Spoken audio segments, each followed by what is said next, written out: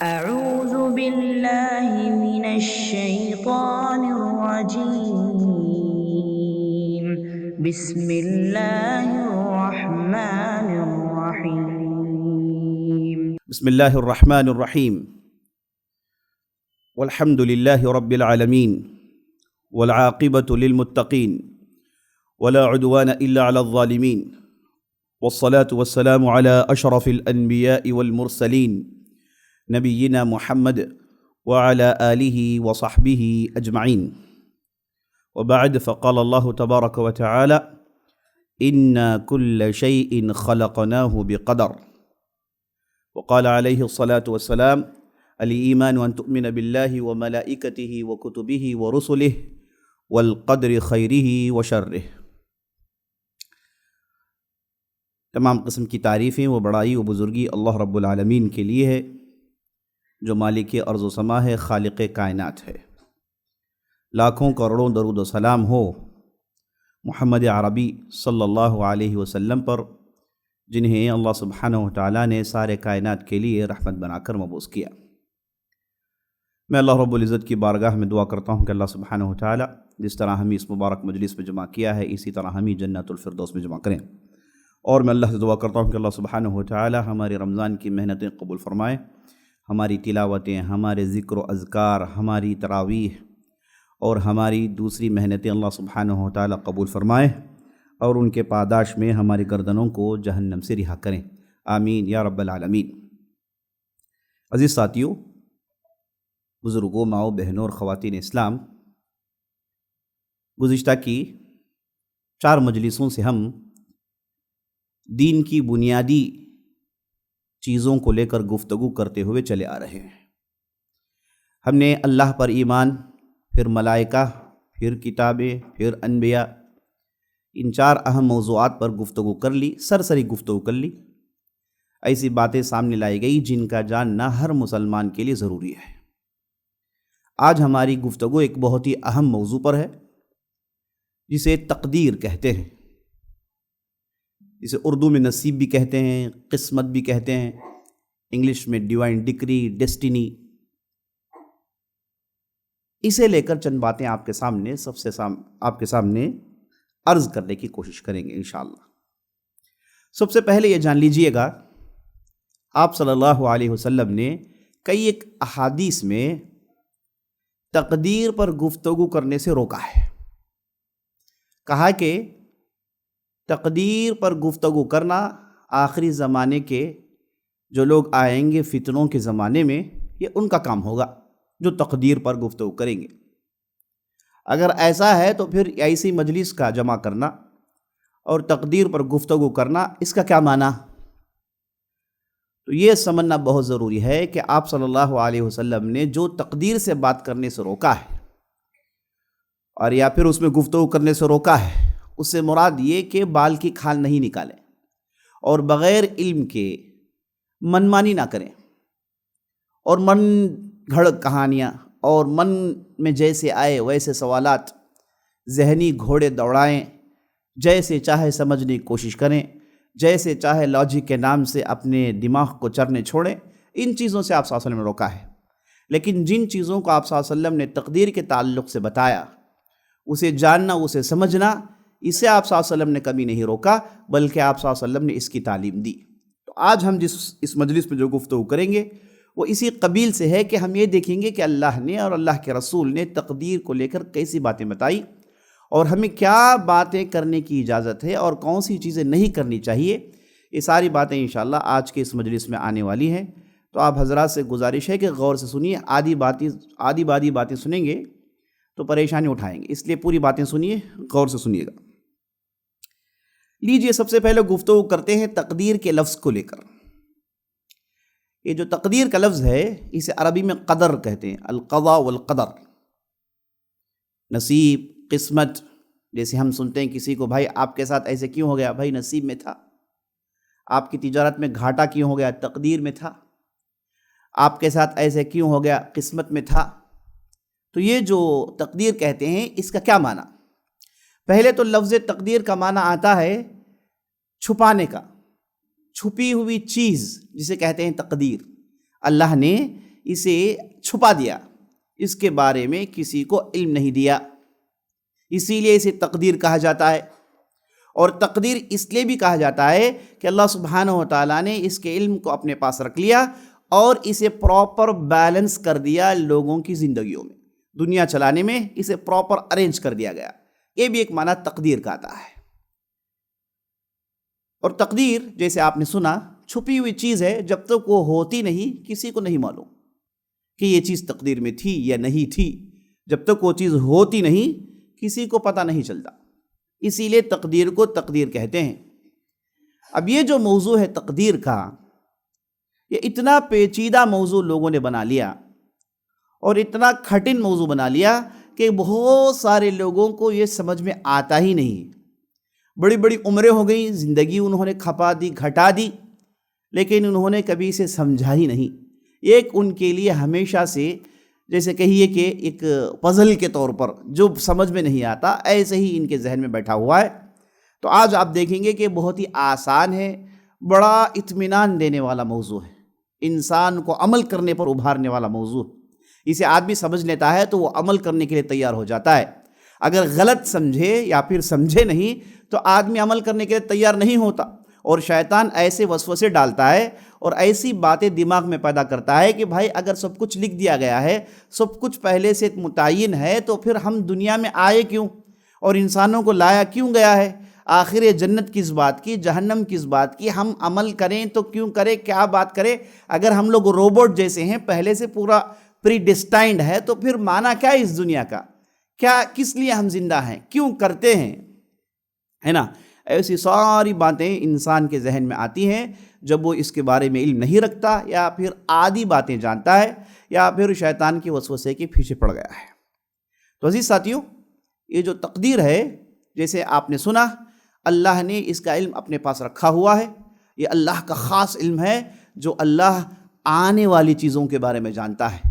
اب فیوچر میں کیا ہونے والا ہے، اگر یہ چیز ایسا ہو تو کیسا ہوگا، اگر یہ چیز ایسا نہیں تو پھر آگے چل کے کیسے ہوگا اور کیسے نہیں ہوگا، اس کے بارے میں اللہ ہی جانتا ہے۔ یہ اللہ کی خاص طاقت ہے کہ جو اللہ آنے والی چیزوں کو جانتا ہے، اور اللہ کے علاوہ کوئی بھی آنے والی چیزوں کے بارے میں علم نہیں رکھتا۔ اور اللہ سبحانہ و تعالیٰ کو یہ بھی علم ہے کہ وہ چیز جو نہیں ہے اگر ہوتی تو کیسی ہوتی، وہ چیز جو ہے اگر نہیں ہوتی تو کیسی نہیں ہوتی۔ یہ ساری چیزیں اللہ سبحانہ و تعالیٰ کے علم میں ہے، اور اس لیے اگر کسی کو اس کے بارے میں صحیح علم نہیں، صحیح معلومات نہیں، اس کے لیے خاموشی اختیار کرنا چاہیے۔ اگر کسی کو یہ چیز سمجھ میں نہیں آتی، ایسی صورت میں بھی خاموشی اختیار کرنی چاہیے، اور ان چیزوں میں پڑے بغیر کیسے میں عمل کروں، کیسے میں جنت حاصل کروں، یہ سوچ لے کے آگے بڑھنا چاہیے۔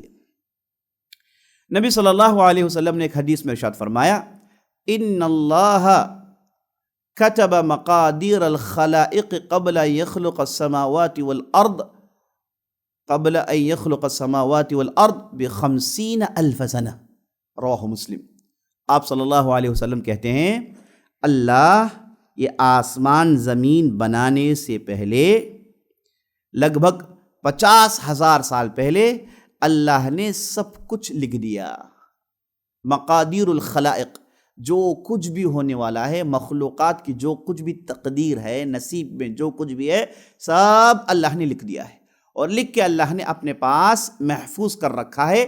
اسے لوح محفوظ کہتے ہیں، اور قرآن نے اسے ام الکتاب بھی کہا ہے نا، کتاب مکنون بھی کہا، یعنی ایک ایسی کتاب جس میں سب کچھ لکھ دیا گیا ہے۔ ایک دوسری حدیث میں آپ صلی اللہ علیہ وسلم فرماتے ہیں کہ اللہ نے اپنی مخلوقات میں سب سے پہلے جسے پیدا کیا وہ تھا قلم۔ اللہ نے قلم کو پیدا کیا، اور جیسے ہی قلم پیدا ہوا اس نے پوچھا کہ یا رب العالمین میں کیا کروں؟ تو اللہ نے کہا اکتب مقادیر کل شیء الی یوم القیامہ۔ اللہ نے کہا کہ اے قلم ساری چیزیں لکھ ڈال جو قیامت تک ہونے والی ہیں۔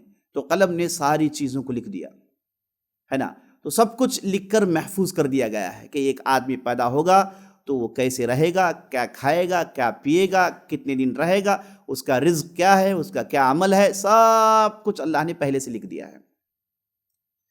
ایک حدیث آپ ضرور سنیے گا، عبداللہ بن مسعود رضی اللہ عنہ کے ارشاد فرماتے ہیں،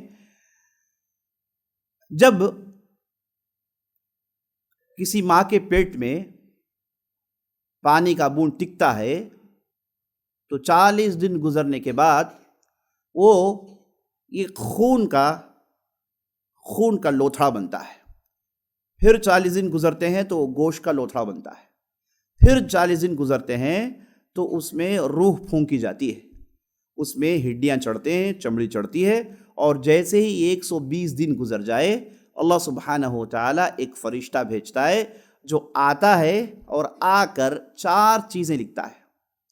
سب سے پہلے لکھتا ہے کہ یہ کتنی مدت رہے گا، اس کے کیا رزق ہے اور اس کا عمل کیا ہے، یہ نیک رہے گا کہ برا رہے گا، اس کی عمر کیا ہے، اس کا رزق کیا ہے، اس کا عمل کیا ہے، نیک رہے گا کہ برا رہے گا. یہ 4 چیزیں فرشتہ ماں کے پیٹ میں 120 دن کے بعد جیسے ہی جسم میں روح پھونکی جاتی ہے یہ 4 چیزوں کو فرشتہ لکھ دیتا ہے. اور اس کے بعد اس بات کو سنیے گا، نبی صلی اللہ علیہ وسلم کہتے ہیں اس کے بعد وہ انسان بنتا ہے، جیتا ہے، اور اس کے بعد آپ صلی اللہ علیہ وسلم کہتے ہیں وَإِنَّ أَحَدَكُمْ لَيَعْمَلُ بِعَمَلِ أَهْلِ النَّارِ حَتَّى مَا يَكُونُ بَيْنَهُ وَبَيْنَهَا ذِرَاعٌ فَيَسْبِقُ عَلَيْهِ الْكِتَابُ فَيَعْمَلُ بِعَمَلِ أَهْلِ النَّارِ فَيَدْخُلُهَا. آپ صلی اللہ علیہ وسلم کہتے ہیں کہ ایک آدمی عمل کرتے ہوئے جاتا ہے جہنمیوں کا عمل کرتا ہے، اچانک تقدیر آڑ آتی ہے اور وہ جنتیوں کا عمل کر کے جنت میں چلے جاتا ہے. اس کے برخلاف ایک آدمی جنتیوں کا عمل کرتے جاتا ہے اور تقدیر آڑ آ جاتی ہے، اس کے بعد جہنمیوں کا عمل کر کے جہنم چلے جاتا ہے. یہ حدیث میں آپ صلی اللہ علیہ وسلم نے بتایا. ایک حدیث میں آپ صلی اللہ علیہ وسلم ایک مرتبہ ایک قبرستان میں بیٹھے تھے، ابھی کسی کو دفن کیا گیا تھا، اور آپ صلی اللہ علیہ وسلم غمزدہ بیٹھے ہیں، ان کے اطراف آپ صلی اللہ علیہ وسلم کے اصحاب بیٹھے ہیں.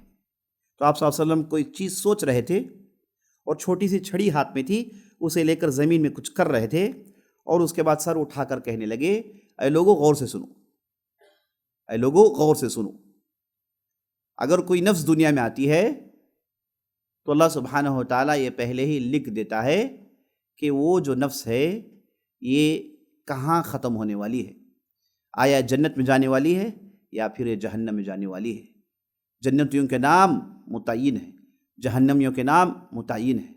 اتنے میں صحابہ بے قرار ہوئے اور پوچھنے لگے یا رسول اللہ، اگر ایک آدمی پیدا ہونے سے پہلے ہی اللہ کو معلوم ہے کہ وہ جنت جائے گا یا پھر جہنم جائے گا تو پھر اس زندگی کا کیا معنی، یہ عمل کرنے کا کیا معنی؟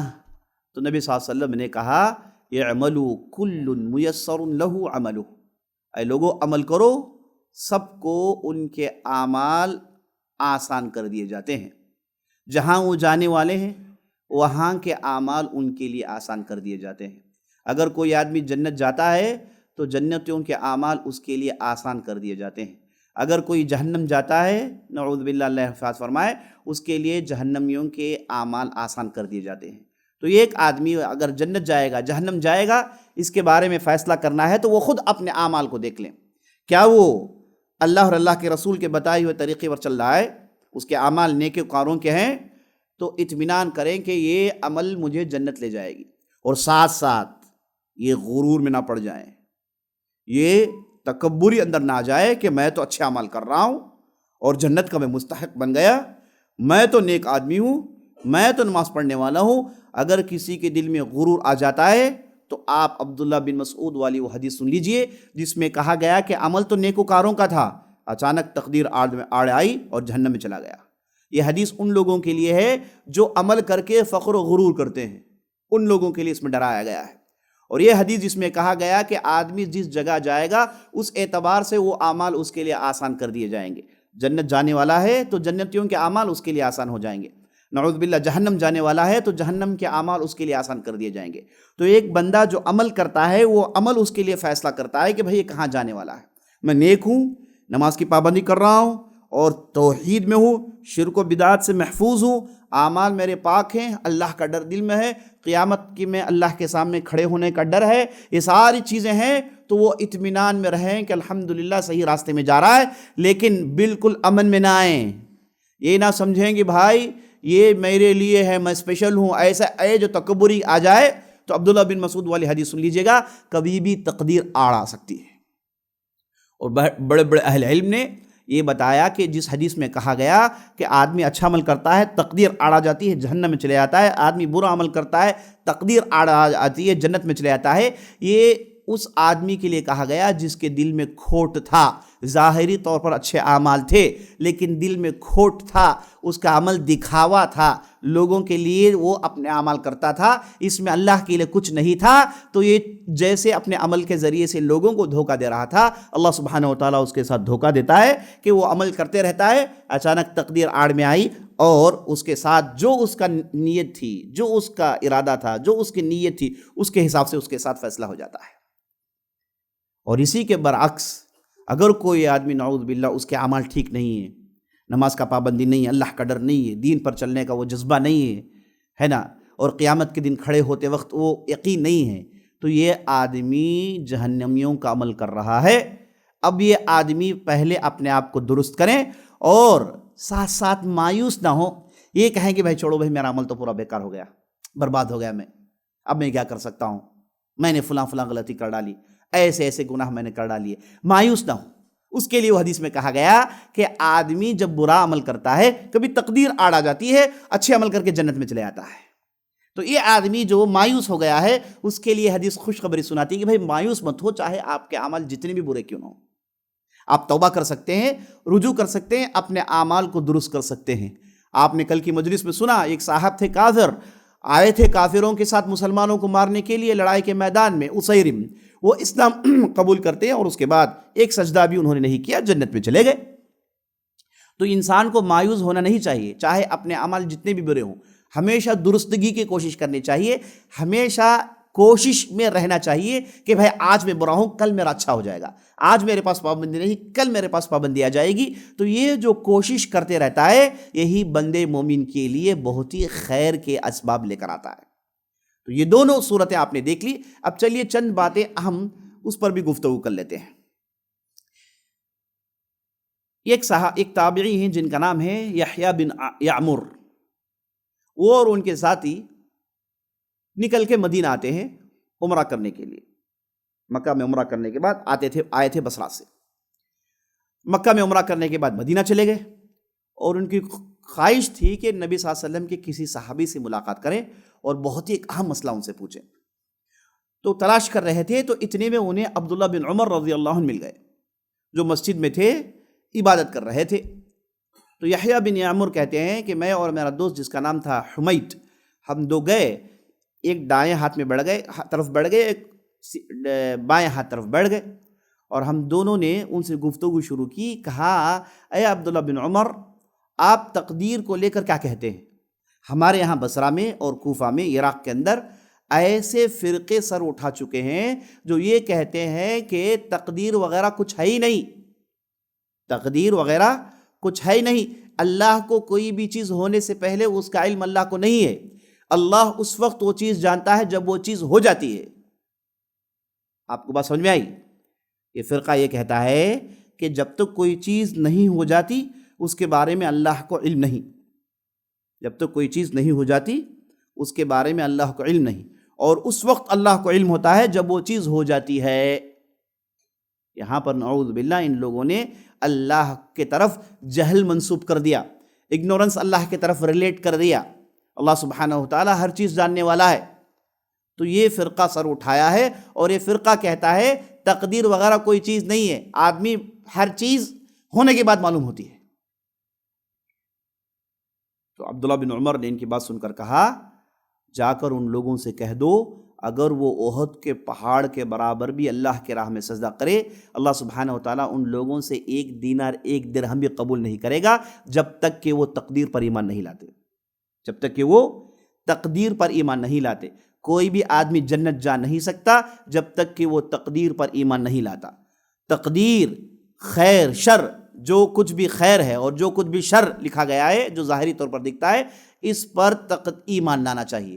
اگر کسی کا ایمان تقدیر پر نہیں وہ جنت جا ہی نہیں سکتا۔ اسی لیے آپ نے دیکھا ایمان کا پانچواں رکن کیا ہے؟ تقدیر پر ایمان لانا، اگرچہ کہ وہ خیر ہے یا پھر شر ہے، اس پر ایمان لانا چاہیے، اس پر یقین رکھنا چاہیے کہ جو کچھ بھی ہو رہا ہے یہ سارے کا سارا اللہ کے علم ہے، اور میرے ساتھ جو کچھ بھی ہو رہا ہے وہ اچھا ہی ہو رہا ہے، میرے ساتھ خیر ہی کا معاملہ ہو رہا ہے، اور ظاہر سے شر دکھتا ہو لیکن اس میں کہیں نہ کہیں خیر ہے۔ اور یہ بات بھی جان رکھ لیجئے گا، اللہ سبحانہ و تعالیٰ جیسے اللہ نے خیر بنایا ویسے اللہ نے شر بنایا، لیکن خوشخبری یہ ہے کہ اللہ سبحانہ و تعالیٰ نے کسی بھی چیز میں پورے کا پورا شر نہیں رکھا ہے، اس میں کہیں نہ کہیں کچھ نہ کچھ خیر کا پہلو ہوتا ہے، اور پورے کا پورا خیر ہو سکتا ہے لیکن پورے کا پورا شر ہر اینگل سے، ہر طرف سے، ہر ناحیے سے، ہر سوچ کے اعتبار سے شر ہو ایسا ہوتا نہیں ہے۔ بعض لوگوں کو شر دکھتا ہے اور بعض لوگوں کو اس میں خیر ہوتا ہے۔ اللہ نے بھرپور شر اللہ نے بنایا نہیں ہے، حالانکہ خالق ہے اللہ شر کا بھی اور خیر کا بھی، لیکن کبھی بھی ہم شر کو اللہ کی طرف منسوب نہیں کریں گے۔ نبی صلی اللہ علیہ وسلم کی مشہور دعا ہے، آپ صلی اللہ علیہ وسلم کہتے ہیں وَالشَّرُّ لَيْسَ إِلَيْكَ، اے اللہ تیرے طرف کوئی شر نہیں ہے، اے اللہ تیرے طرف کوئی شر نہیں ہے۔ تو ہم ہمیشہ اللہ کو خیر کے طرف ریلیشن پیدا کریں گے، شر کے طرف اللہ کا ریلیشن پیدا نہیں کریں گے، حالانکہ اللہ نے شر بنایا ہے لیکن اس میں کئی خیر کے پہلو ہوتے ہیں جو انسان نہیں جانتا۔ اسے بھی آپ جان لیجئے، یہ بھی بہت ہے، اہم ہے۔ تو عبداللہ بن عمر نے کہا کہ جو تقدیر پر ایمان نہیں لاتا وہ مومن ہو ہی نہیں سکتا، اور بہت ساری احادیث ہیں جس میں تقدیر پر زور دیا گیا ہے۔ تو اس حدیث میں آپ نے دیکھا کہ عبداللہ بن عمر رضی اللہ عنہ کے زمانے میں، یعنی صحابہ کے زمانے میں خود ایک فرقہ سر اٹھا چکا تھا جس کا نام تھا قدریہ۔ یہ سب سے پہلا فرقہ ہے اسلام میں، اور اس نے کس موضوع کو چھیڑا، کس موضوع پر فتنے برپا کیے؟ وہ موضوع تھا تقدیر، نصیب، قسمت۔ یہ بات انہیں سمجھ میں نہیں آئی۔ یہ جو لوگ آئے تھے انہیں پہلے سے یہ رومنی اور یونانی بعض کلچرز انہوں نے پڑھا تھا، اور پرانی یہودیت ان کے دماغ میں بیٹھی تھی، اس لیے انہوں نے ان باتوں کو ماننے سے انکار کر دیا۔ ایک بہت بڑا فتنہ پرست پیدا ہوا جس کا نام تھا معبد الجہنی، اس نے صحابہ کے زمانے میں یہ مشہور کروا دیا کہ بھائی تقدیر وغیرہ کوئی چیز ہوتی نہیں ہے، اور بعض یہ باتیں عمر بن خطاب رضی اللہ عنہ کے زمانے میں سر اٹھائی، لیکن عمر بن خطاب رضی اللہ عنہ نے اسے کچل دیا۔ ایک آدمی تھا جس کا نام تھا صبیغ بن عسل، یہ صاحب آئے تھے کوفہ سے، اور بڑی پگڑی پہنتے تھے، بڑے زبردست ان کی لباسیں ہوتی تھی، اور یہ صاحب آئے اور مدینے میں داخل ہوئے، اور بازار میں جاتے عام لوگوں کے ساتھ اٹھتے بیٹھتے اور ان سے تقدیر کے موضوعات چھیڑتے، قرآن کی ایسی آیتیں پڑھتے جو عام آدمی کی وہ بات سمجھ میں نہیں آتی۔ کہتے کہ بھائی اللہ کیسے قوموں کو مار سکتا ہے، اللہ ہی نے تو پیدا کیا، اللہ نے ابلیس کو کیوں پیدا کیا، اللہ نے شر کو کیوں پیدا کیا، پھر ہم سے کیوں کہتا ہے کہ ہم نیک کریں۔ ایسی آیتیں پڑھ کے عام پبلک کو بہکانے کی کوشش کرتا۔ جیسے آج ہمارے معاشرے میں بعض لوگوں کو ہم دیکھتے ہیں، انہیں تقدیر پر ایسے موضوعات پر گفتگو کرنے بڑا مزہ آتا ہے، اور جب یہ کہتے ہیں کہ بھائی اس پر بات مت کرو، کہتے ہیں کہ کیوں نہیں بات کریں گے بھائی، اللہ نے ہمیں عقل دی ہے، ہم بھی بات کریں گے، ہم بھی کوشش کریں گے۔ تو ہم کہتے ہیں کہ بھائی بات کریے، ضرور بات کریے، پہلے تو علم حاصل کر لیجئے، اس کے بارے میں جانکاری حاصل کر لیجئے۔ دنیا کے کوئی بھی فیلڈ میں آدمی بغیر علم کے اس میں بات کرتا نہیں ہے، اگر بات کریں گے تو دنیا والے اس پر ہنسیں گے۔ ایک ہمارا دین ایسا ہے کہ اس میں ہر ایرا غیرہ نٹو خرا گفتگو کر سکتا ہے نا۔ یہ ہم لوگوں کے پاس کیا ہے، ہم لوگ ہیں بیمار پڑے تو ڈاکٹر کے پاس جاتے ہیں، کپڑے سینا ہے تو ٹیلر کے پاس جاتے ہیں، لیکن دین کے بارے میں تمہیں بولو بھائی، آپ بھی ذرا بولو، تمہیں بولو، پورے بولو، ہے نا۔ دین کے معاملے میں ہمارے پاس کیا ہے، ٹیکن فار گرانٹیڈ ہے۔ اے کاش جیسے ہم دوسرے معاملات میں کرتے ویسے دین میں بھی کرتے تو کتنا اچھا ہوتا۔ تو دین کے ایکسپرٹس کے پاس جاتے، علماء کے پاس جاتے جنہوں نے ان سبجیکٹس کو پڑھا ہے، ان سے سیکھتے تو فتنے ختم ہو جاتے، ہے نا۔ لیکن فتنہ پرست ہمیشہ آپ کو علماء سے دور رکھیں گے۔ اچھا یاد رکھ لیجئے، اگر کوئی آدمی آپ سے کہتا ہے کہ بھائی علماء سے مت پوچھیے، آؤ میں بتا دیتا ہوں یہ کیا ہے، بھی سمجھ سکتے ہیں، یہ آیت کیا ہے، یہ حدیث کیا ہے، چلو ٹرانسلیشن پڑھ لے سکتے ہیں، کیا اللہ کا دین اتنا مشکل ہے، کیا ہم سمجھ نہیں سکتے، ایسی باتیں اگر کوئی کہتا ہے تو فوراً اس سے دور ہو جائیے، کیونکہ عنقریب یہ بہت بڑا فتنہ برپا کرنے والا ہے۔ جس نے باقاعدہ علم حاصل کیا، جس نے شریعت کا علم حاصل کیا، اس کی بنیادوں کو سیکھا، اس پر اس نے وقت بتایا، وہ آدمی ہی شریعت پر گفتگو کرنے کا قابل ہے۔ اور خاص طور پر ایسے موضوعات جیسے آپ سن رہے ہیں، ایسے موضوعات جس میں گہرائی کے ساتھ علم کی ضرورت پڑتی ہے، یہ عام آدمی کے پاس کبھی بھی مت سنیے۔ عام آدمی کو اس پر کہنے کے لیے اجازت مت دیجیے. اگر کوئی کہتا ہے تو آپ فوراً ٹوک دیجیے, کہیے کہ آپ عالم ہیں, آپ نے اس بارے میں پڑھا ہے, آپ کا علم اس تعلق سے کیا ہے, کس کے پاس آپ نے پڑھا ہے. اگر اس نے کچھ نہیں کہا تو کہہ دیجیے اللہ کے لیے اس پر گفتگو مت کریے, فتنے ختم ہو جائیں گے. عام طور پر عوام کیا ہے, اگر کوئی آدمی کچھ کہتا ہے نیا اسے دکھتا ہے تو سننے میں مزہ آتا ہے. ہم لوگ فینٹیسی بہت پسند کرتے ہیں کہ نہیں, کچھ نیا کچھ الگ ہے نا, فوراً سنتے ہیں, مزہ آتا ہے نا, کیونکہ بچپن سے نانی کے قصے سن کے عادت ہے ہمیں, ہے نا, تو اس لیے وہ ہمارے اندر نیچر میں پڑا ہوا ہے. تو اللہ کے لیے سنیے, قصے کہانیاں سنیے, مزہ آیا تو سنیے گا, لیکن نہیں شریعت میں نہیں, دین میں نہیں, یہاں رک جائیے کہ نہیں یہاں پر نہیں, دوسری جگہ چلے گا لیکن یہاں نہیں چلے گا.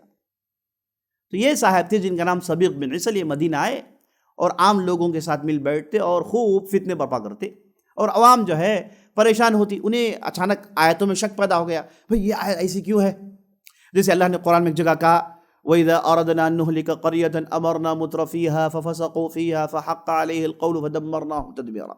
اگر ہم کسی قوم کو برباد کرنا چاہتے ہیں تو ان کے بڑوں کو دنیا پرستی میں ڈال دیتے ہیں, اور اس کے بعد ہمارا قول ان پر حق آتا ہے, ہم اس کے بعد برباد کر دیتے ہیں. ایسی آیتیں جو ظاہری طور پر سمجھنا نہیں, اس طریقے سے سمجھنا نہیں چاہیے, ان آیتوں کو لے کر وہ عوام کے پاس جاتا اور عوام پریشان تھی. یہ خبریں عمر بن خطاب کو روز مل رہی تھی کہ بھائی ایک صاحب آئے ہیں, وہ بازاروں میں جاتے ہیں, فلان سے جاتے ہیں, فلان سے ملتے ہیں, ایسی باتیں کہہ رہے ہیں. تو عمر بن خطاب غصہ آیا. عمر بن خطاب نے لوگوں کو بھیجا, کہا کہ بھیجا انہیں بلاؤ, ملاقات ہم بھی کرتے ہیں ان سے. لوگ گئے لیکن وہ ان سے ملاقات نہیں ہوئی, وہ صاحب نہیں ملے. ایک دن بھیجا, 2 دن بھیجا, 3 دن بھیجا, وہ صاحب نہیں ملے. اب یہ جو صاحب تھے سبیق بن عسل, انہوں نے انہیں سنایا, انہیں سنایا, سبوں نے سنا, سبوں نے ان کی باتوں پر جو ہے تعجب کیا. تو اب انہیں اتنا فخر اور اتنا کانفیڈنس آ گیا کہ انہوں نے کہا کہ چلو ڈائریکٹ عمر بن خطاب ہی سے گفتگو کر لیتے ہیں. وہ سیدھے وہ مسجد میں آ گئے, اور عمر بن خطاب مسجد میں بیٹھے تھے, داخل ہوئے, کہا السلام علیکم. وعلیکم السلام. چبا کبا پھین کے جو ہے آئے تھے, اور سیدھے جو ہے عمر بن خطاب کے پاس بیٹھ گئے. بیٹھ کر انہوں نے کہا کہ میں سبیق بن عسل ہوں. عمر بن خطاب کہیں اور نے کہا کہ تم سبیق بن عسل ہو؟ کہا کہ ہاں میں سبیق بن عسل ہوں. جیسے انہوں نے کہا سبیق بن عسل, عمر بن خطاب نے ایک آدمی بلایا, کہا کہ لے جاؤ انہیں, فوراً لے جاؤ. اور لے کے جا کے جو ہے نا ایک دن کمپلیٹ انہیں جو ہے واشنگ مشین میں ڈال کے دھویا گیا. ایک دن کمپلیٹ انہیں دھو کے دوسرے دن لایا گیا. عمر بن خطاب نے چہرہ دیکھا, نہیں ابھی آنکھوں سے غروری نہیں اتری. کہا کہ لے جاؤ اور ایک دن, 1 more ڈے ریمانڈ. لے گئے, پھر ایک دن خوب انہیں پٹا, اور تیسرے دن لایا گیا, چہرہ دیکھا کہ نہیں ابھی نہیں اترا ہے. کہا کہ لو تیسرے دن میں لے جاؤ. تو 3 دن ان کی خوب دھلائی ہوئی, ایسی دھلائی ہوئی کہ پوری باتیں اوپر ایواپریٹ ہو گئی, ہے نا. اور 3 دن کے بعد وہ جب آئے, خالی ہو کے سامنے آیا, تو عمر بن خطاب نے کہا کہ اگر تمہیں ان موضوعات پر گفتگو کرنی تھی, یہ تم چاہتے ہو, یا پھر اس کے جوابات تمہیں چاہیے تھی, تو تم کرتے کیا؟ تمہیں کرنا کیا چاہیے تھا؟ تمہیں جانا چاہیے تھا ہمارے علماء کے پاس, تمہیں جانا چاہیے تھا علی کے پاس, زید بن ثابت کے پاس, ابی بن کعب کے, جو ہمارے پاس علماء کی کوئی کمی نہیں ہے, ان کے پاس جاتے, بیٹھتے, ان آیتوں کو سمجھتے, معاملہ ختم تھا. تم نے کس نے اجازت دی کہ جائیں عوام میں ایسی باتوں کو پھیلائیں؟ وہ بیچارے جن کے پاس علم نہیں, ان کے ایمانوں میں ڈاکہ ڈالنے کی کیا ضرورت تھی تمہیں؟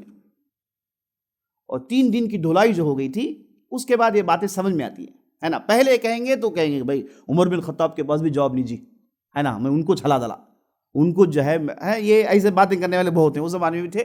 تو اس لیے عمر بن خطاب نے پہلے کیا ہے, انہیں جو ڈوز دینا تھا وہ ڈوز دے دیا. اس کے بعد پورا جو ہے وائرس باہر نکل گیا. تو اس کے بعد یہ بات بتائی, کہا کہ اگر سوال تھا تو آنا تھا, پوچھنا تھا, جواب دینے والے ماشاءاللہ موجود ہے, یہ فتنے برپا کرنے کی کیا ضرورت تھی تمہیں؟ اس کے بعد عمر بن خطاب کا غصہ کم نہیں ہوا. عمر بن خطاب نے, یہ صاحب آئے تھے کوفہ سے, وہاں تھے کوفہ میں ابو موسیٰ اشعری جو مسلمانوں کے گورنر تھے, انہیں خط لکھا, کہا کہ یہ جب صاحب آئیں گے ان کے ساتھ مکمل بائیکاٹ کریے, کوئی ان سے بات نہیں کرے گا, یہ صاحب کے ساتھ مکمل بائیکاٹ. خط پہنچا, ابو موسیٰ اشعری نے اعلان کر دیا, یہ صاحب سے کوئی سلام تک نہیں کرتا تھا. یہ جہاں کہیں بھی جاتے لوگ بھاگتے, یعنی ایسے بھاگتے, اگر اونٹوں کے درمیان اگر کوئی ایسا اونٹ آ گیا جس کی چمڑی میں بیماری ہے تو اونٹ ڈر کے بھاگتے ہیں اسے, کوئی قریب نہیں جاتا اونٹ. تو بالکل یہ صاحب کا معاملہ وہی ہو گیا, کوئی ان کے قریب نہیں جانتے, پورے دوڑ جاتے تھے, جہاں کہیں بھی گئے بھاگتے تھے لوگ, ہے نا. یہ صاحب جو ہے اتنا سکڑ گئے, اتنا پریشان ہوئے, 6 مہینے تک یہ صاحب اتنے اکیلے رہے.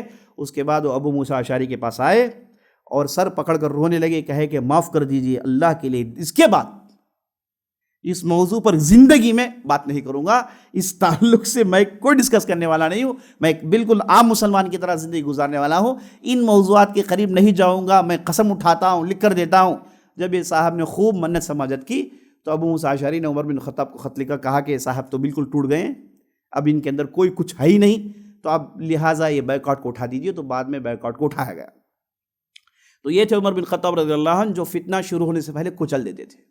لیکن بعد کے زمانے میں ایسے لوگ نہیں آئے، تو فتنے برپا کرنے والے جیسے معبد الجوہنی اور دوسرے بہت سارے آئے، جن لوگوں نے من مانی کی، دین میں جو چاہے ہونا سنایا، اور یہ فتنہ کھڑا ہو گیا، جو پہلا فتنہ تھا جس کا نام تھا قدریہ، جو تقدیر کے باب میں کھڑا ہوا۔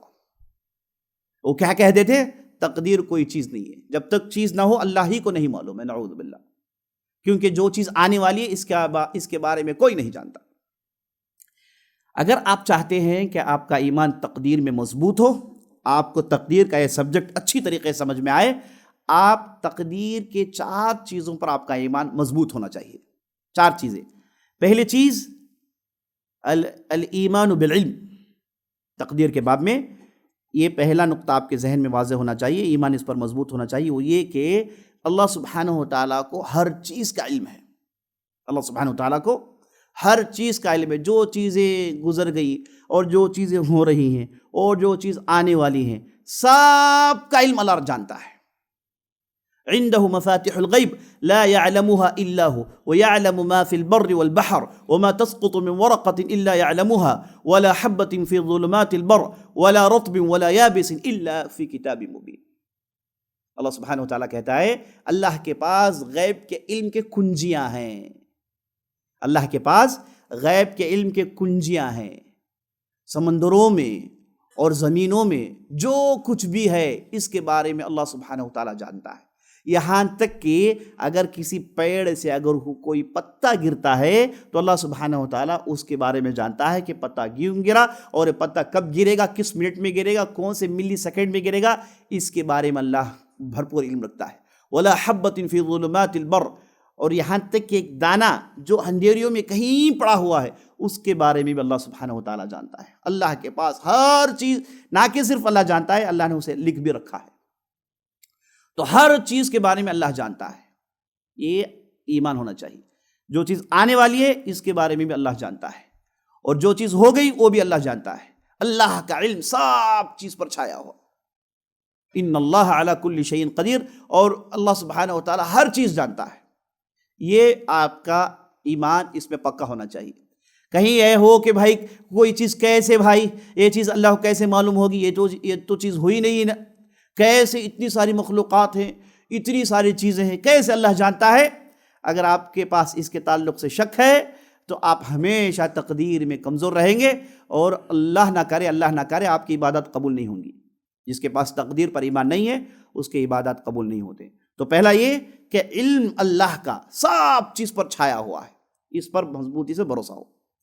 نمبر 2، اللہ سبحانہ وتعالیٰ جو جانتا ہے اسے اللہ نے لکھ دیا ہے۔ آپ نے ابھی وہ حدیث سنی، ان اللہ کتب مقادیر الخلائق قبل ان يخلق السماوات والارض ب50,000 سنہ۔ اللہ سبحانہ وتعالیٰ نے جتنی بھی مخلوقات ہیں ان کی تقدیر کو 50,000 سال پہلے لکھ دیا ہے۔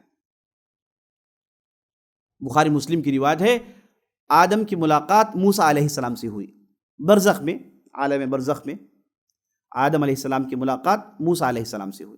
حالانکہ آدم گزرنے کے کئی ہزار سال بعد موسیٰ علیہ السلام پیدا ہوئے، ان دونوں کی ملاقات سے مراد اس دنیا میں نہیں، عالم برزخ میں۔ اور نبی صلی اللہ علیہ وسلم کو علم غیب سے، یہ وحی کے ذریعے سے یہ علم نبی صلی اللہ علیہ وسلم کو دیا گیا، اور آپ صلی اللہ علیہ وسلم ہمیں سناتے ہیں۔ آپ صلی اللہ علیہ وسلم کہتے ہیں کہ آدم کی ملاقات موسیٰ علیہ السلام سے ہوئی، اور جیسے ہی موسیٰ نے آدم کو دیکھا، پتہ نہیں کیا غصے میں تھے موسیٰ، فوراً انہوں نے کہا کہ آپ ہمارے باپ ہیں، ہے نا، آپ نے ہماری پوری امیدوں پر پانی پھیر دیا، جنت میں اچھے خاصے تھے، آپ نے، کس نے کہا آپ کو پھل کھانے کے لیے، ہے نا، کھائے پورے دراگے، دیکھیے کسی مسئلے، اور باپ تھا، باپ ہوتا ہے۔ تو آدم علیہ السلام نے کہا کہ موسیٰ کیا بول رہے ہو، تم کلیم اللہ ہو، تمہارے لیے اللہ نے تورات ہاتھ میں لکھ کر دیا، تقدیر پر ایمان نہیں، نصیب پر ایمان نہیں، یہ وہ باتیں تم کہہ رہے ہو، میرے پیدا ہونے سے پہلے اللہ نے لکھ دیا تھا، میرے پیدا ہونے سے پہلے اللہ نے لکھ دیا تھا. اور نبی صلی اللہ علیہ وسلم کہتے ہیں فحج آدم موسیٰ, آدم ڈیبیٹ میں جیت گئے. نبی صلی اللہ علیہ وسلم نے کہا آدم ڈیبیٹ میں جیت گئے, یعنی باپ باپ ہوتا ہے, بیٹا بیٹا ہوتا ہے. تو موسیٰ علیہ السلام کی زبان بند ہو گئی. تو اس سے معلوم عزیز ساتھیوں کہ اللہ سبحانہ و تعالیٰ نے سب کچھ پہلے سے لکھ دیا ہے. جو جانتا ہے اللہ نے اسے لکھ دیا ہے اور لکھ کر اپنے پاس محفوظ رکھا ہوا ہے. اسی کو لوح محفوظ کہتے ہیں, اسی کو ام الکتاب کہتے ہیں, اسی کو کتاب مکنون کہتے ہیں. مختلف نام اللہ نے کتاب میں اپنی لیا ہے اس کتاب کو لے کر. تو ہر چیز لکھ دی گئی ہے, کوئی چیز جو ہے اس سے باہر نہیں ہے. یہ ہو گیا علم. دوسرا ہو گیا کتابت, لکھ دیا گیا. اور تیسرا اللہ سبحانہ و تعالیٰ کی مشیت پر ایمان. دیکھیے یہ ہمارا اور آپ کا ارادہ ایک ہی ہوتا ہے کہ نہیں؟ ہم یہ کرنا چاہتے ہیں, کیے ہیں نہیں کیے ہیں, بات ختم. یہ ہمارا ارادہ ہے. لیکن اللہ سبحانہ و تعالیٰ کا ارادہ دو قسم میں ہے. اسے بہت ہی غور سے سنیے گا. اگر آپ نے اسے سمجھ لیا, قرآن کے اندر آپ کے لیے 2000 آیات سمجھنے کے بعد تیار ہے سمجھنے کے لیے. لگ بھگ 1500 آیتیں تو آپ کو سمجھ میں آئیں گی. یہ نقطہ آپ اگر سمجھ لیں گے. اللہ کے ارادے کی دو قسمیں ہیں. ایک ہے ارادہ کونیہ, ایک ہے ارادہ شرعیہ. ارادہ کونیہ مانا اللہ کا وہ ارادہ جسے اللہ نے پہلے سے لکھ دیا, جسے اللہ سبحانہ و تعالیٰ ارادہ کر چکا ہے اور وہ چیز ہو کر رہے گی. ارادہ شرعیہ کا معنی یہ ہے کہ اللہ کا ارادہ ہے لیکن ساتھ ساتھ اس میں اللہ کی چاہت, اللہ کی محبت, اللہ کی مرضی ہے. اسے کہتے ہیں ارادہ شرعیہ. ایک ہے ارادہ کونیہ, ایک ہے ارادہ شرعیہ. ارادہ کونیہ کیا ہے؟ اللہ نے اسے چاہا ہے, وہ ہو کر رہے گی. ارادہ شرعیہ اللہ نے چاہا ہے, اس میں اللہ کی محبت ہے, اللہ کی مرضی ہے. مثال کے ذریعے سے بات سمجھ میں آئے گی. ابو جہل کا کافر مرنا یہ ہے ارادہ کونیہ, کیونکہ کسی بھی ایک انسان کا کافر ہونا یہ اللہ سبحانہ و تعالیٰ, اس میں اللہ کی محبت نہیں لیکن تقدیر ہے جو اللہ نے لکھ دی. یا ایھا الذین آمنوا اتقوا اللہ حق تقاتہ ولا تموتن الا وانتم مسلمون. اے لوگو اللہ پر ایمان رکھنے والو, اللہ سے ڈر جاؤ اور تم لوگ ایمان کی حالت میں مرو تو حالت ایمان میں ہو. اللہ سب کے لیے چاہتا ہے, یہ اللہ کی محبت ہے سب کے لیے. لیکن بعض لوگ اس قاعدے میں بیٹھتے نہیں ہیں. انہیں کہا جاتا ہے, اس ارادے کو کہا جاتا ہے ارادہ کونیہ. جو کچھ بھی دنیا میں برائی ہوتی ہے جسے ہمیں سمجھ میں نہیں آتا, بعض چیزیں ہماری دماغ میں ہم سمجھتے ہیں کہ بھائی ہائیلی امبیلنسڈ ہے, فلسطین میں اتنے سارے بچے کیوں مر رہے ہیں, اتنے سارے لوگ کیوں مر رہے ہیں, اور جبکہ بعض لوگوں کو دیکھتے ہیں کہ وہ تو مزے اڑا رہے ہیں. ظاہری طور پر ہمیں ہائیلی امبیلنس دکھتا ہے کہ نہیں دکھتا ہے؟ ایک بچے کی کیا غلطی تھی بھائی, اس کے دونوں پیر نہیں ہے, پیدا ہوئے سے ہینڈی کیپ پیدا ہوا. ایک انسان کی کیا غلطی تھی, آنکھیں نہیں ہے, پیدا ہوا. ایک کی کیا غلطی تھی کہ وہ غریب خاندان میں پیدا ہوا, اور ایک نے کیا کر لیا کہ وہ امیر خاندان میں پیدا ہوا, بادشاہ کا بیٹا بن گیا. کوئی کسی سے پوچھا جاتا ہے دنیا میں آنے سے پہلے کہ بھائی آپ کہاں جانا چاہتے ہیں؟ کوئی پوچھتا نہیں. آدمی پیدا ہوتا ہے, اسے معلوم ہوتا ہے بعد میں کہ میں بادشاہ کا لڑکا ہوں, یا پھر میں غریب خاندان میں پیدا ہوا ہوں, میں ہمارے یہاں فلاں فلاں تکلیف ہے, یا پھر میں بیمار ہوں, یا پھر میں جو ہے فلاں ہوں, یا پھر میرا جو ہے فلاں رنگ ہے, میرا فلاں قد ہے, میرے فلاں خوبصورتی نہیں ہے, یا پھر ہے. یہ ساری چیزیں جو ہوتی ہے نا, یہ اللہ کا ارادہ کونیہ ہے, اللہ نے لکھ دیا ہے, یہ ایسے ہی ہو کر رہے گا. اور اللہ کا انصاف دیکھیے, اللہ سبحانہ و تعالیٰ سب کو سب نہیں دیتا, اور نہ ہر آدمی کو پورے خامیاں دیتا ہے. اللہ نے زمین میں اسے مکس کیا ہوا ہے, یہ اللہ کی حکمت ہے. سبحان اللہ. آپ بتائیے, آپ نے اپنی زندگی میں کتنے لنگڑوں کو دیکھا ہوگا؟ آپ بتائیے, آپ نے اپنی زندگی میں کتنے اندھوں کو دیکھا ہوگا؟ 10,000 میں سے ایک. ریشیو آپ نکالیں گے, 10,000 میں سے اس سے زیادہ ہوگا, ہے کہ نہیں؟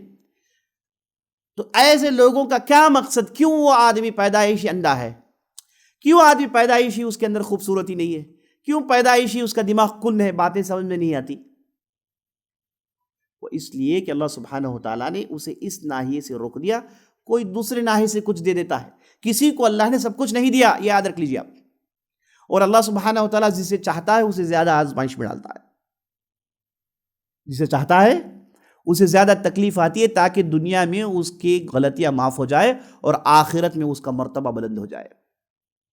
تو جو کچھ بھی آپ سمجھتے ہیں کہ وہ امبیلنس ہے یا پھر یہ غلط ہوا ہے, بعض لوگ تو صاف صاف کہتے ہیں کہ بھائی نیچر ہے نا بہت ہی بڑا ظالم ہے, نیچر بہت ہی بڑا انجسٹ ہے, کہتے ہیں بعض سائنسدان کہتے ہیں کہ نیچر بہت ہی انجسٹ ہے، اچانک طوفان آتا ہے، ہزاروں کے لوگ ختم، اچانک زلزلہ آتا ہے، بستیاں کی بستیاں اندر چلی گئی، اچانک فلاں ہوتا ہے، برباد ہو گئے لوگ۔ اس نے ایک مرتبہ کیا، لیکن اسی نیچر نے کتنے سال پالا وہ نہیں دیکھتے، ہے نا، کروڑاں کے سال مزے لیے وہ نہیں دیکھتے۔ تو اللہ نے لکھا ہوا تھا وہ چیز ہو گئی، یہ ہے نا، اسے کہتے ہیں ارادہ کونیہ۔ اب اس میں بات سمجھنے کی یہ ہے، ظاہر سے آپ کو جو شر دکھتا ہے وہ ایسا ہے ہی نہیں ہے۔ ایسے کروڑاں کی مثال ہم دے سکتے ہیں جسے ظاہری طور پر ہم اسے شک کرتے ہیں، بھائی سمجھتے ہیں کہ شر اس کے ساتھ ایسے ہونا نہیں چاہیے تھا، یہ رنگڑا نہیں ہونا چاہیے، اندھا ہونا نہیں چاہیے تھا ظاہری طور پر، لیکن اگر اسے آنکھ ہوتی تو یہ کیا گل کھلاتا، اللہ ہی بہتر جانتا، ہے نا۔ ایک پیر میں عالم یہ ہے کہ لوگوں میں فتنے کر کر کے جھگڑے بڑھا دیا اس نے، اگر اس کے پیر دو ہوتے تو پورے کے پورے، ہے نا، پورے کے پورے ایریا کو، ہے نا، قتل و غارت گیری پھیلا دیتا ہے، اللہ بہتر جانتا ہے۔ کہیں کسی کو روکا ہے تو اس لیے ہمارے ہاں اگر آپ کسی مصیبت زدہ کو دیکھیں تو کیا مت کہیے، ایو اپا مت کہیے، کیا بھئی تمہارا ایسا ہوگا، تمہارا تمہیں پالے، یہ تمہیں دیے، تمہارے ہاتھ میں کچھ ہے کیا، بھی نہیں تمہارے ہاتھ میں۔ ہم کیا کرنا چاہیے، نبی صاحب سے دعا سکھائی، کہیے الحمدللہ الذی عافانی مما ابتلاک وفضلنی علی کثیر ممن خلق تفضیلا، کہیے کہ اللہ کے لیے تعریف ہو جس نے مجھے اس پریشانی سے بچا لیا اور بہت ساری پریشانیوں میں اللہ نے مجھے اچھا رکھا، ہے نا۔ تو اللہ سبحانہ و تعالیٰ بندوں کے لیے اچھائی چاہتا ہے، اور ہر بندے کو یہ سوچنا چاہیے کہ مجھے جو کچھ بھی ملا بہت صحیح ملا، اور اس سے بیسٹ ہو نہیں سکتا، اس سے بیسٹ ہو نہیں سکتا۔ کتنے ایسے واقعات ہیں، بہت سارے واقعات ہیں، اگر بندہ جو چاہتا اگر اس کے ساتھ ہو جاتا تو برباد ہو جاتا، ہے نا۔ تو یہ ارادہ کونیہ ہے جو ظاہری طور پر شر دکھتا ہے، لیکن اس کے اندر بہت سارے خیر ہیں جو اللہ ہی جانتا ہے۔ تو ہم اس موقع پر کریں گے کیا، اللہ کے ارادے پر آمنا صدقنا کہیں گے کہ بھائی میرے ساتھ جو ہوا ہے بہت ہی اچھا ہوا ہے۔ یہ ہے ارادہ کونیہ۔ ایک ہے ارادہ شرعیہ جس میں اللہ کی محبت اور اللہ کی چاہت ہے، لیکن یہ کبھی ہوتا ہے کبھی نہیں ہوتا ہے۔ ابوبکر صدیق رضی اللہ عنہ کا ایمان قبول کر کے مسلمان مرنا، یہ کیا ہے، ارادہ شرعیہ ہے۔ کسی بھی ایک کافر کا مسلمان ہو کے جنت جانا، یہ ارادہ شرعیہ ہے۔ کسی بھی مسلمان کا نعوذ باللہ مرتد ہو کے جہنم جانا، یہ ارادہ کونیہ۔ تو سمپل یہ ہے کہ اگر آپ نے یہ محسوس کیا کہ اس میں اللہ کی محبت ہے، اللہ کی چاہت ہے، وہ ہے ارادہ شرعیہ، اور جس میں اللہ کی محبت اور چاہت نہیں وہ ہے ارادہ کونیہ۔ ارادہ کونیہ ہو کر رہتا ہے، ارادہ شرعیہ کبھی ہوتا ہے کبھی نہیں ہوتا ہے۔ ارادہ شرعیہ ارادہ کونیہ کے اندر ہے، لیکن ارادہ کونیہ میں محبت نہیں ہے۔ اگر وہ ہو جائے تو آپ کہیں گے کونیہ، اگر وہ نہ ہو تو وہ ہو گیا شرعیہ۔ تو اس چیز کو آپ اچھی طریقے سے سمجھ لیجئے۔ اگر آپ نے سمجھ لیا، ابھی میں نے آپ کے سامنے جو آیت پڑھی جس میں اللہ نے کہا کہ اگر ہم کسی قوم کو برباد کرنا چاہتے ہیں تو ان کے بڑوں کو فتنے میں ڈال دیتے ہیں، دنیا پرستی میں ڈال دیتے ہیں، اس کے بعد ہمارا قول ان پر حق آتا ہے، اس کے بعد ہم برباد کر دیتے ہیں، یہ کون سا ارادہ ہے، کونیہ ہے۔ اللہ نے کہا ظہر الفساد فی البر والبحر بما کسبت ایدی الناس، زمین میں فتنے برپا ہوتے ہیں، یہ لوگوں کی کمائی ہے۔ ابھی اس آیت میں اللہ نے کہا کہ ہم حکم دیتے ہیں، اس آیت میں اللہ نے کہا کہ لوگوں کی کمائی ہے۔ تو یہ ارادہ کونیہ ہے، اور یہ اچھی طریقے سے جان لیجئے گا کہ اللہ کا جو ارادہ کونیہ ہے وہ کر رہے گا، شرعیہ کبھی ہوتا ہے کبھی نہیں ہوتا ہے۔ اگر آپ نے سمجھ لیا، دنیا کی پوری چیزیں جو امبیلنس آپ کو نظر آتی ہے وہ ساری چیزیں ہائیلی بیلنس نظر آئیں گی، ہائیلی بیلنس نظر آئیں گی۔ کہیں بچوں کا مرنا، قوم کا برباد ہونا ظاہری طور پر سب کو غم دیتا ہے، لیکن یہ ایک پکچر کا ایک پکسل ہے، آپ نے پورا پکچر نہیں دیکھا ہے۔ پورا پکچر آپ دیکھتے تو آپ کا نقطہ کچھ اور ہوتا۔ یہ سارے بچوں کا مرنا فلسطین کے اندر، ہے نا، یہودیوں کا ایسا مارنا، یہ کہ اللہ چاہتا ہے؟ نہیں، اس میں اللہ کا ارادہ کونیہ ہے، اللہ کا ارادہ شرعیہ نہیں ہے۔ لیکن یہ تقدیر کا فائدہ کیا؟ یہ تقدیر کے اندر غور کریں گے تو بے شمار فائدے ہیں۔ پہلا فائدہ یہ، یہودیوں کے اوپر اللہ کا جو پھٹکار، جو لعنت ہونے والی ہے، جب مہدی علیہ السلام آئیں گے وہ یہودیوں کو چن چن کر قتل کریں گے، تب کہنے والے کہیں گے کہ انہیں کیوں مارا جا رہا ہے، ان کی تاریخ بتائے گی کہ انہیں کیوں مارا جا رہا ہے۔ اور جو لوگ خاموش طاقتیں رکھنے کے باوجود، ان کی سلطنت تو ختم ہونے والی، سب کچھ اجڑنے والا ہے ان کا، جب اجڑ جائے گا تو کہیں گے کہ بھائی کیوں اجڑ گیا؟ تب انہیں بتایا جائے گا کہ بھائی تم خاموش تھے، تم دیکھ رہے تھے، ہے نا؟ اللہ کے بے شمار مقاصد ہوتے ہیں، ہم انسان کیا جانتے ہیں؟ ہم انسان کچھ بھی نہیں جانتے. ہمارے لیے خیر اسی میں ہے کہ ہم آمنا صدقنا کہیں، اپنے آپ کو کمپلیٹلی سرنڈر کر دیں. اور اسلام کا ایک معنی بھی کمپلیٹ سرنڈر کرنے کا ہوتا ہے. مسلمان وہ ہے جو اپنے پورے ول کو اللہ کے ہاں سرنڈر کر دیتا ہے. بہرحال اس نقطے کو آپ اچھی طریقے سے سمجھ لیجئے. جب آپ نے سمجھ لیا تو اب ایک دو فرقوں کے نام ضرور سمجھ لیجئے گا جو اسلام کی شروع سے آج تک موجود ہیں. ایک فرقہ ہے قدریہ. پتہ ہے اس نے کیا کہا؟ اس نے یہ کہا کہ اللہ، بندہ اور بندے کے اعمال، سمجھ لیجیے کہ 3 سرکل ہیں. اللہ، بندہ، بندے کے اعمال.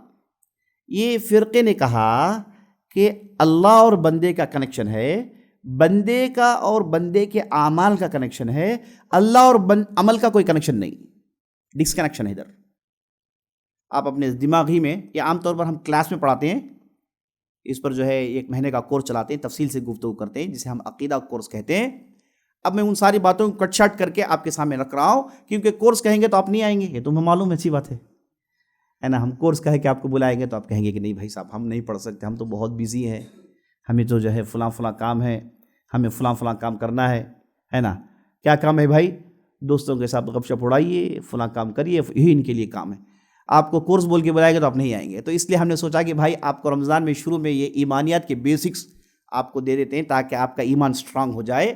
اور یہ اگر آپ نے سن لیا، سمجھ لیا، تو اس کے بعد انشاءاللہ آپ کبھی گمراہ نہیں ہوں گے. کوئی بھی آپ کو گمراہ نہیں کر سکتا انشاءاللہ. یہ بہت ہی اہم باتیں ہیں. اور اگر آپ کے پاس کوئی بندہ ہے جس کا ایمان ڈاوانڈول ہے، جو معاملات بات سمجھ میں نہیں آتی، تو انہیں یہ جو ہے 6 آنے والے جو لیکچرز ہیں انہیں سنائیے گا تاکہ وہ اپنے ایمان کو سمجھ پائے انشاءاللہ. بہرحال تو آپ دماغ میں 3 سرکلز بنائیے. ایک سرکل ہو گیا اللہ، ایک ہے بندہ، اور ایک سرکل ہے بندے کے اعمال. بندے کے اعمال. اللہ اور بندے کا کنیکشن ہے، بندے اور اس کے اعمال کا کنیکشن ہے. قدریہ فرقہ یہ کہتا ہے اللہ اور عمل کا کوئی کنیکشن نہیں. بندہ جو عمل کرتا ہے اللہ نے نہیں بنایا، بندہ اس کی ذمہ داری ہے. وہ عمل کرتا ہے، بیچ میں اللہ کو کیوں بلاتے بھائی آپ؟ ظاہری طور پر بات لاجک لگتی ہے، لیکن یہاں پر اللہ کو نعوذ باللہ بعض چیزیں نہیں معلوم ہے، یہ ایک انڈائریکٹلی کہا جا رہا ہے. اگر یہ کہے کہ بھائی اگر کوئی بندہ نعوذ باللہ شراب پی رہا ہے، زنا کر رہا ہے، یہ اس کا عمل ہے، کیا اللہ نے اس عمل کو بنایا؟ کیسے اللہ ان چیزوں کو بنائے گا؟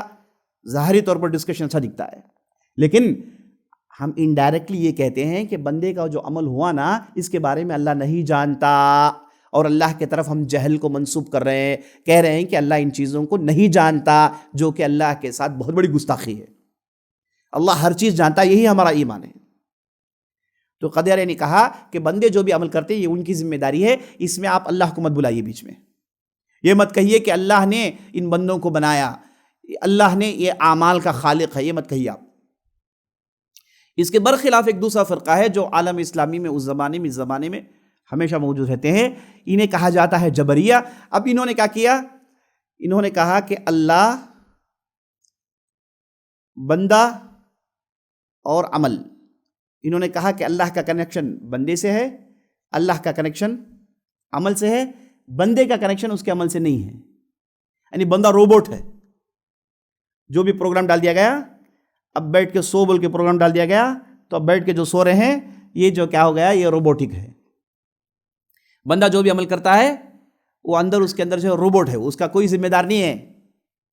نعوذ باللہ اگر کوئی زنا کرے، چوری کر لے، تو کیا ہے وہ کوئی ذمہ دار نہیں اس کا. یہ تو اللہ نے لکھا اس لیے ہو گیا، یہ تو اللہ نے لکھا اس لیے ہو گیا. بندے کی غلطی. بندہ کیا وہ کام کر سکتا ہے جسے اللہ نے نہیں لکھا، جو اللہ نہیں جانتا؟ آرگومنٹ کیسا ہے؟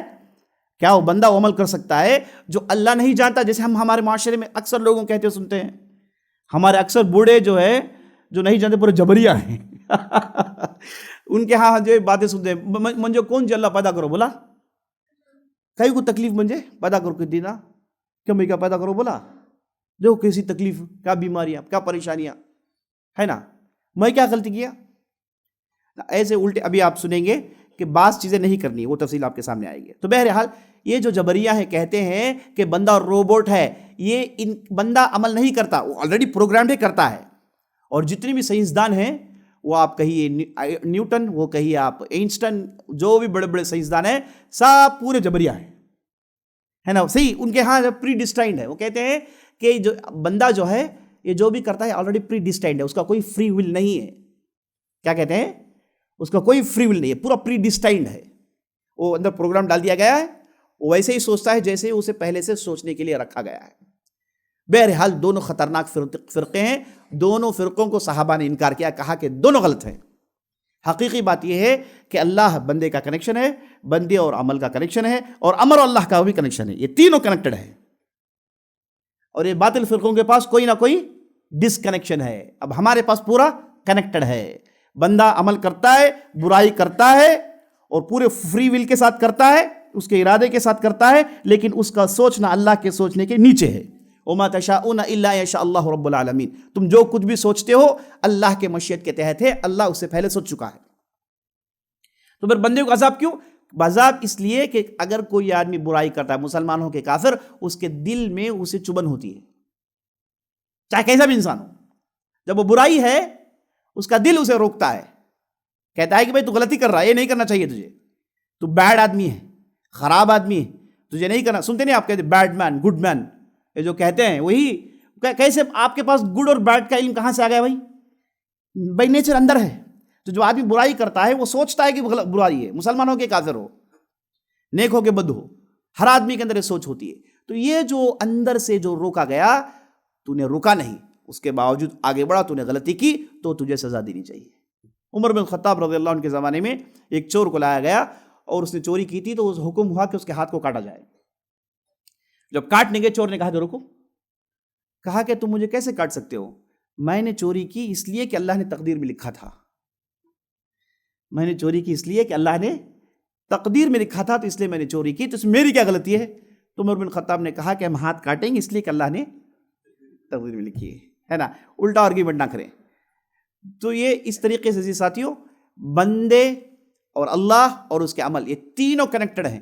بندہ عمل کرتا ہے اپنے پورے فری ول کے ساتھ، لیکن اس کا فری ول اتنا بھی فری ول نہیں کہ جو اللہ کے علم سے باہر نکل جائے. اللہ کے علم سے باہر نکل جائے. وہ اللہ کے علم میں تھا، اللہ کے ارادے میں تھا، اس کے بعد اس نے سوچا اور اس کے اندر اس کے دل نے 1000 مرتبہ روکا، لیکن اس نے رکا نہیں، برائی کی، تو یہ پنشمنٹ کا مستحق ہو گیا. تو اسے آپ ارادہ کونیہ، ارادہ شرعیہ کو سمجھیے. اس کے ساتھ یہ دو فرقوں کے دونوں باتوں کو سمجھ لیں گے تو الحمدللہ مسئلہ حل. نمبر 4، پہلے آپ نے سنا ایمان، علم کے ساتھ ایمان، سب کچھ لکھ دیا گیا ہے، ایمان اللہ کی مشیت پر ہے کہ نہیں. نمبر 4، الایمان بالخلق، سب چیز کا خالق اللہ ہے. یہ بات خاص طور پر اس لیے کہا گیا، ان دونوں فرقوں کے لیے کہا گیا کہ یہ دونوں فرقے، کوئی کہتا ہے کہ بندہ ہی اپنے عمل کا خالق ہے، اللہ اس کے اندر نہیں ہے. کوئی کہتا ہے کہ اللہ نے بندے کے عمل کو پیدا نہیں کیا، بلکہ بندے نے اپنا عمل پیدا کیا، اور اللہ بندے کے عمل پیدا کرتا ہے، بندہ اپنے عمل پیدا نہیں کرتا. اللہ نے قرآن میں ارشاد فرمایا خلقکم وما تعملون، اللہ نے تمہیں بنایا اور تم جو عمل کرتے ہو اسے بھی اللہ ہی نے بنایا ہے، اسے بھی اللہ ہی نے بنایا ہے. امام بخاری کی ایک مشہور کتاب ہے خلق افعال العباد، بندوں کے اعمال کو پیدا کرنے والا بھی اللہ ہے نا. تو یہ 4 چیزوں پر اگر آپ کا ایمان مضبوط ہے تو تقدیر میں آپ کا ایمان مضبوط ہے. دوبارہ میں دوہرا دیتا ہوں، آپ کا ایمان یہ کہے کہ بھائی سب کچھ اللہ نے پہلے سے لکھ دیا، اللہ جانتا ہے. نمبر 2، اللہ نے سب کچھ لکھ دیا. اور نمبر 3، ہر چیز جو کچھ بھی ہوتی ہے اللہ کے ارادے کے تحت ہوتی ہے. اور نمبر 4، جو کچھ بھی دنیا دکھ رہی ہے سب کو پیدا کرنے والا اللہ ہے، چاہے بندہ ہو یا پھر بندوں کے اعمال ہوں، سب کا خالق اللہ سبحانہ و تعالی ہے. یہ 4 نقطوں پر اگر آپ کا ایمان مکمل ہے تو آپ کا ایمان تقدیر میں مکمل ہے. اب آپ یہ نقطہ بھی سمجھ لیجئے گا، آپ کو 2 کام نہیں کرنے ہیں. جب بھی تقدیر پر گفتگو ہوگی 2 کام آپ نہیں کریں گے، اور عام طور پر لوگوں کو کرتے ہوئے آپ دیکھیں گے. آپ کو یہ 2 کام نہیں کرنے ہیں. پہلا کام یہ کیا ہے؟ تقدیر کی اگر بات آئی، ہائپوتھیٹیکل کوشچنز کریٹ نہیں کرنی ہے، فرضی سوالات نہیں کرنی ہے. جب بھی تقدیر کی بات آتی ہے ہمارے لوگ یہ پوچھ لیں گے ایسا ہوتا تو ایسا کیا ہوتا، ایسا. آپ پوچھئے مت کیا ہے، آپ کیا کرنے والے ہیں، آپ کے ہاتھ میں کچھ بھی نہیں ہے. ہائپوتھیٹیکل کوشچنز مت پوچھئے، فرضی سوالات نہیں. ایک بہت بڑے عالم تھے، ان کا نام تھا زید بن علی بن ابی طالب رضی اللہ عنہ. ان کے پاس ایک آدمی آیا وہ تقدیر کو لے کر جو ہے کنفیوژن میں تھا، وہ آ کر اس نے کہا کہ اے زید، یہ جو پہاڑ ہے اس میں سے میں چھلانگ لگاؤں گا تو کیا میں مر جاؤں گا؟ انہوں نے کہا کہ ٹھیک ہے، تم چھلانگ لگاؤ، دیکھتے ہیں، اگر تم زندے ہو تو زندے کہیں گے، مر گئے تو مر گئے کہیں گے۔ جو چیز آنے والی ہے، جس کا علم صرف اللہ ہی کے پاس ہے، اسے لے کر آپ سوالات مت پوچھیے، کوئی نہیں بتا سکتا سوائے اللہ کے۔ تقدیر کی باتیں اس وقت معلوم ہوتی ہیں جب وہ چیزیں ہو جاتی ہیں، ہونے سے پہلے اب بیٹھ کے میں سوچتے ہونا کیا بھی ہوتا ہے، دماغ سکو راکھ ہو جاتا دماغ، کچھ بھی ہونے والا نہیں۔ ہونے سے پہلے کسی کچھ بھی انسان کا دماغ نہیں کام کرے گا، ہونے کے بعد ہی کام کرے گا۔ ایسا بیٹھ کے کل کیا ہوگا، کل کیا ہوگا، پورے جتنے بھی سائنسدان بیٹھ کے سوچتے کیا بھی ہوتا نہیں، کسی بھی کیا بھی، جب تک چیز ہوتی نہیں۔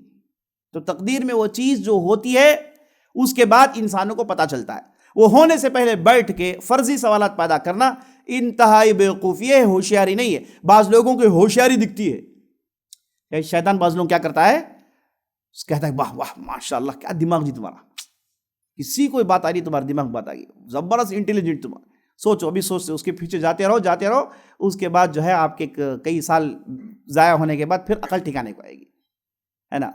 تو یہ فرضی سوالات نہیں، ہائپوتھیٹیکل کوشچنس نہیں کریں گے، تقدیر کی بات آئی تو۔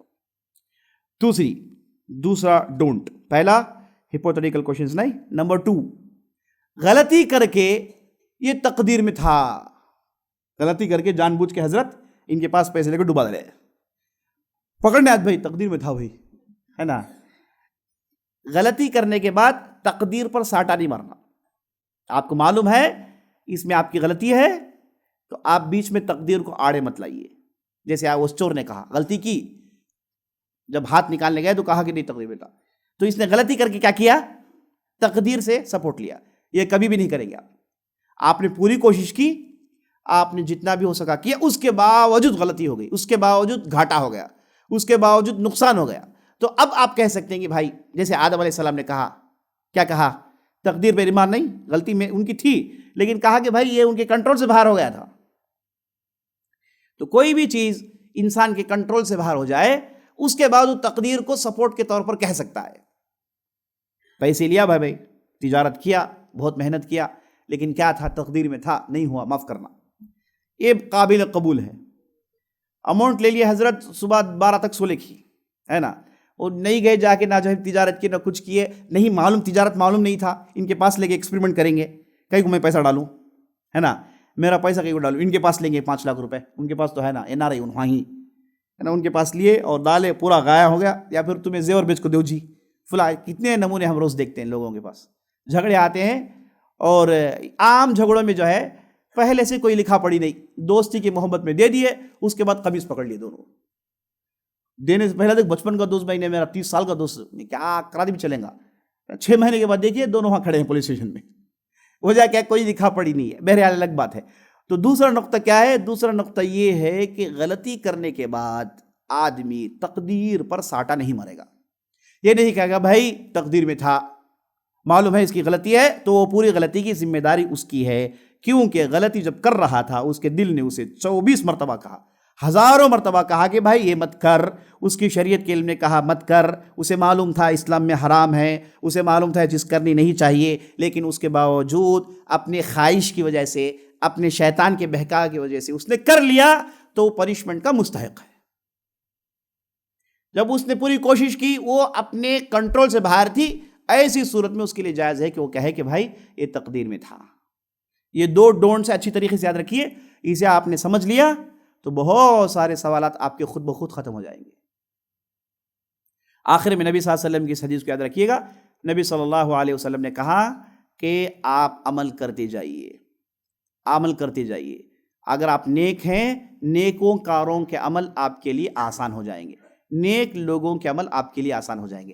اگر آپ اچھے عمل کر رہے ہیں تو خوش ہو جائیے، لیکن بھرپور امن میں مت آئیے، غرور میں مت آئیے، تکبری میں مت آئیے، ہے نا۔ بعض لوگوں کو تکبری ہوتی ہے کہ بھائی میں کیا، بھائی میں توحید میں ہوں، بھائی ماشاءاللہ، ہے نا، میں نمازی، بھائی کسے کیا پتا۔ ایسے بہت سارے نمونے ہیں، مرنے سے آدھا گھنٹے پہلے آدمی نے کفر ہو گیا، کفر کیا اور کافر ہو گیا، نعوذ باللہ۔ تو اس لیے بھرپور امن میں نہیں آنا ہے، اللہ کا ڈر، اللہ کا خوف اور اللہ پر امید رکھنی چاہیے۔ اور اسی طریقے سے ایک آدمی عمل اس کے برے ہیں تو مایوس نہ ہو، اچھے عمل کرنے کی کوشش کریں اور اللہ سے اچھی امید رکھیں، اور اللہ سبحانہ و تعالیٰ انصاف کرنے والا ہے۔ میں سمجھتا ہوں کہ تقدیر کی بہت ہی اہم باتیں آپ کے سامنے آ گئی، اور اللہ تعالیٰ سے ہم دعا کرتے ہیں ہم جو بھی کہا جو بھی سنا اس کے مطابق عمل کرنے کی توفیق بخشے۔ سبحان ربک رب العزۃ عما یصفون وسلام علی المرسلین والحمد للہ رب العالمین۔ کل رکھ لیں گے جنرل سوالات رکھ لیں گے، موضوع کے متعلق کوئی سوال تو کریے گا انشاءاللہ۔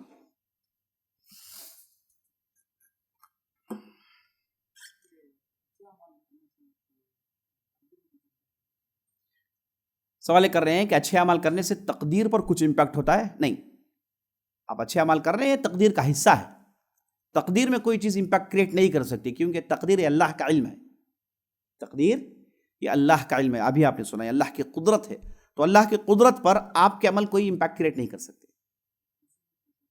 ہاں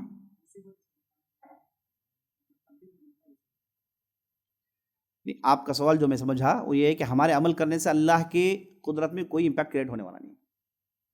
اچھا، یہاں پر ایک اہم چیز بھی آپ سمجھ لیجئے گا، نبی صلی اللہ علیہ وسلم نے ایک حدیث میں ارشاد فرمایا الدعاء يرد القضاء، دعا تقدیر کو بدلتی ہے، دعا تقدیر کو بدلتی ہے۔ 1 گھنٹے کا درس بیکار ہو گیا۔ دعا تقدیر کیسے بدلے گی؟ تقدیر تو اللہ نے سب کچھ لکھ دیا، ابھی ہم نے کہا کہ کچھ بھی بدل نہیں سکتا، تو پھر یہ کیسے؟ حدیث تو بالکل صحیح ہے، نبی صلی اللہ علیہ وسلم نے کہا ہے، تو اس کا معنی یہ ہے کہ تقدیر جو ہے ہر سال کی اتاری جاتی ہے لیلۃ القدر میں۔ تقدیر کسی ایک انسان کی، انڈیویجول کی پوری عمر کی تقدیر ہوتی ہے، کبھی 1 دن کی تقدیر ہوتی ہے۔ یہ جو سال کی تقدیر، عمر کی تقدیر، 1 دن کی تقدیر، یہ جو تقدیر ہوتی ہے یہ ڈاکومنٹس ہوتے ہیں جو اللہ سبحانہ و تعالیٰ فرشتوں کے ہاتھ میں دے دیتا ہے۔ فرشتے وہ ڈاکومنٹس لاتے ہیں اور اس کے مطابق زمین چلاتے ہیں۔